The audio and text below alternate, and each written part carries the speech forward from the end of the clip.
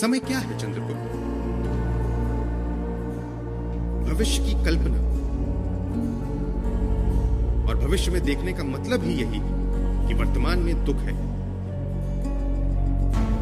रात को भोजन के सपने कौन देखता है? जिसने भरपेट भोजन किया हो वह रात को भोजन के सपने नहीं देखता। इसलिए वर्तमान को भुलाकर भविष्य की योजना मत बनाओ, क्योंकि कल कभी नहीं आता, कभी नहीं आता। जब भी आता है तो वह वर्तमान ही होता है। तुम ही आज को जीकर कल पैदा करते हो। तुम्हारे गर्भ से ही आने वाला कल निर्मित होगा।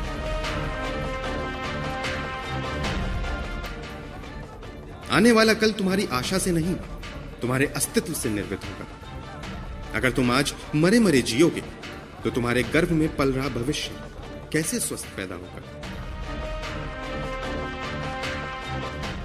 एक बात समझ लो चंद्रगुप्त, एक मां के गर्भ में शिशु पल रहा है, परंतु मां अत्यंत बीमार और रुग्ण है, और वह चाहती है कि आने वाला शिशु स्वस्थ पैदा हो।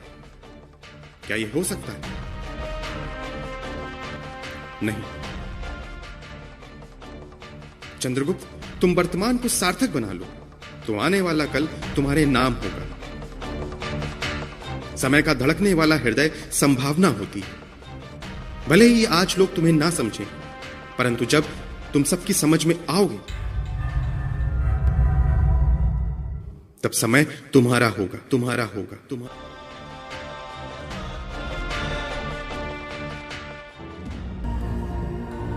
भगवान ने प्रत्येक मनुष्य को एक निश्चित उद्देश्य और निश्चित समय के साथ पृथ्वी पर भेजा है।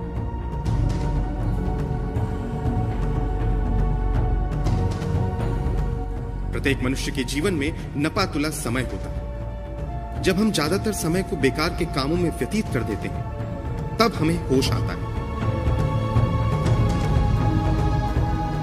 इसी वजह से हर बुद्धिमान व्यक्ति समय के महत्व को समझता है।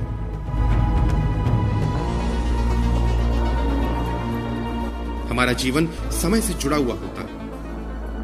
भगवान ने हमें जितना भी समय दिया है उसमें एक पल की भी वृद्धि होना असंभव है। जिस राष्ट्र के व्यक्ति समय के महत्व को समझ जाते हैं वही राष्ट्र समृद्ध हो सकता है।